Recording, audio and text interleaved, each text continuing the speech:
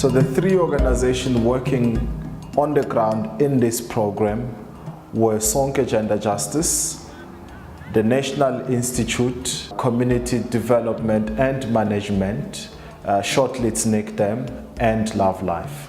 As Nicdam, we work very close with community-based organization, and of course LoveLife works very closely with the youth. And Sonke Gender Justice has a very strong link on men and boys. So the integration was very exciting because we would be able to reach different number of participants or target audience by using different skills and interventions. So you would find that if we go into a community like Kutlwano, you have LoveLife making a lot of noise amongst young people on gender-based violence and talking to them and using, citizen journalism, using cameras, interviewing people who've been victims. And the following week you have Sonke Gender Justice going out into the community or having a dialogue or a training workshop with men and talking the same language of gender-based violence, and people couldn't ignore it. I was recording stories for LoveLife for the gender-based violence.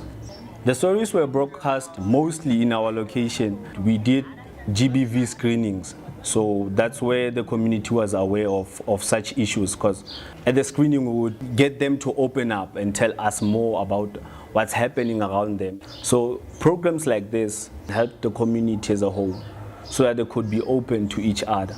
One of the strategies that had been deployed by the three organizations working on the ground was to do community dialogues, to mobilize men, women, young and old, to talk about gender-based violence. To talk about what they think the causes are, and obviously try and find solutions amongst themselves. We as youth, we don't usually talk to our parents, we don't usually talk to pastors, maybe the people from social development.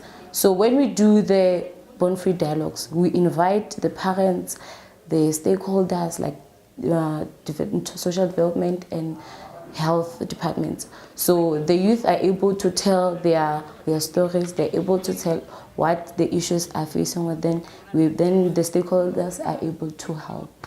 The community dialogues have provided a safe net for both women and men to openly talk about violence, to openly want to find help and offer help in many ways that they think gender-based violence could be addressed.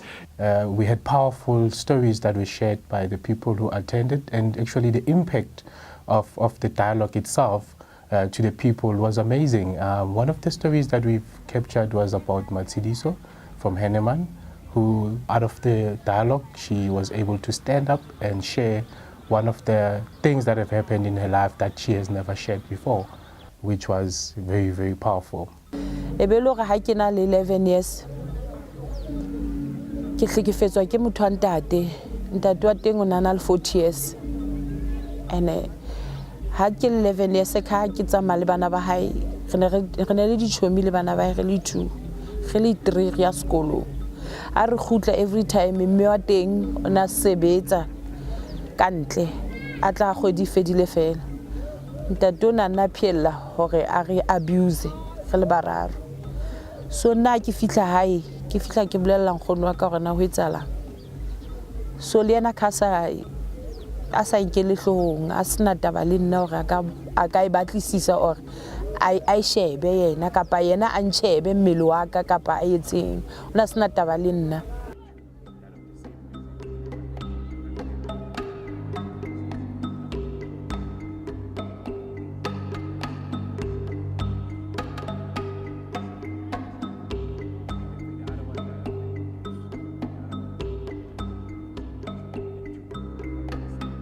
What has been amazing also is seeing her being able to get assistance, and that has actually helped her to rise up and also do positive things for her own community and making sure that they are protected and nothing happens to them the same as it has happened to her. Part of our work is to work with CBOs, community-based organization. We identify them, we train them. In Kutlwano, we met with this community structure called UNFPA, who work in an area that is enormous with gender-based violence and gangsterism. And so our work was just to train them on how to mobilize and work with men. When we're doing dialogues in churches, to start with, you see the rate of men, it's not that much. But when you do it here in taverns, mostly it will be men. Because even if someone swears, he knows that here, there's nothing which I'm not committing any, I'm not provoking anyone. This is a tavern. I can say everything I want to say here. They feel free. That's who we wanted to target, men, because most of the violence that has been done is done by men.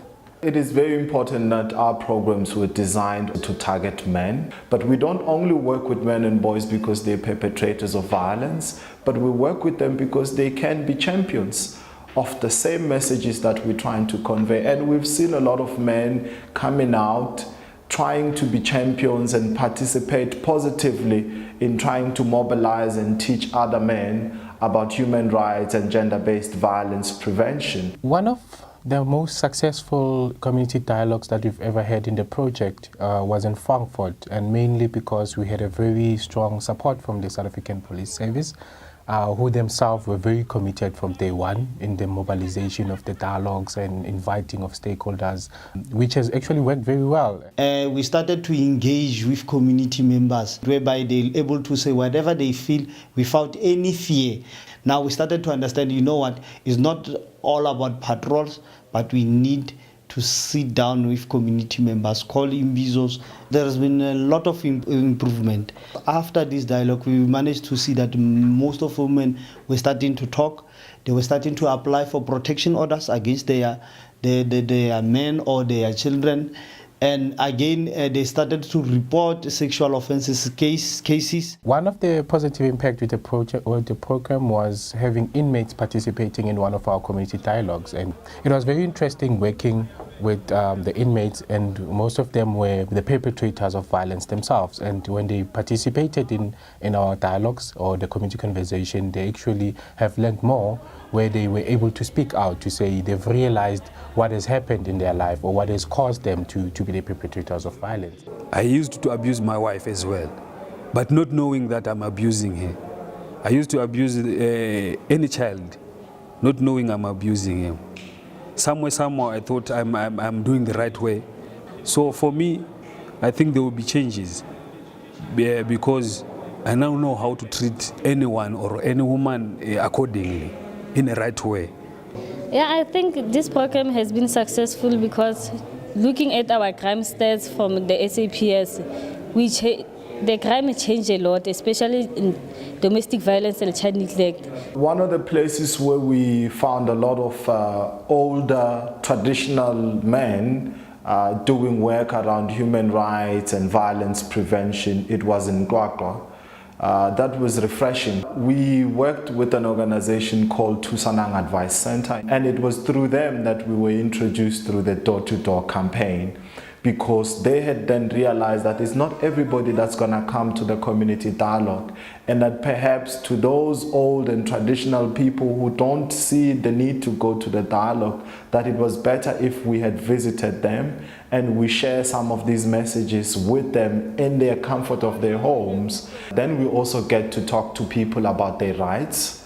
We get to tell people about what services are there for them in case they're victims of violence or they know somebody that has suffered because of violence. In working with the older generation, we needed to identify traditional leaders that we could work with, that we could train, and they could help us to champion these messages, because they have a way of resonating very well with the older generation. So the community managed to follow very easy, because they see the chiefs practicing the culture, gender roles.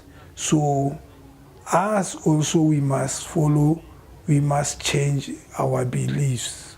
And you can see the men now, they go, they take the children to the creche or the school, they wash dishes, something like that.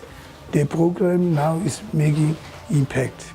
These strategies has really helped us. We've since seen some shift in attitude and behavior. You would meet a man called Ruben Matlakala, who has really transformed his life in how he treats his family, his wife, and how he works with the community. Ke hotse ka hara batho ba baso.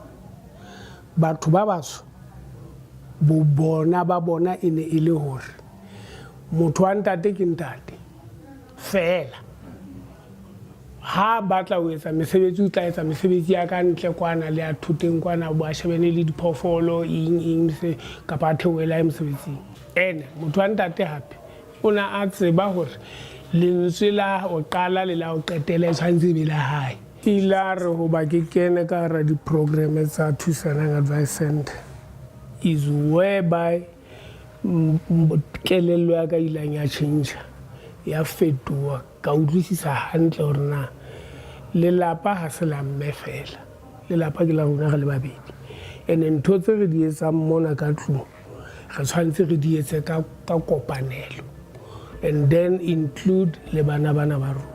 There's been many successes. The number of men that have been reached with these messages, who have been trained, who have actually taken up this work and championed the messages on gender-based violence. But there's still a lot that has to be done. Part of it is to scale up this work, take it to other provinces, but also to sustain it in communities where it is already started.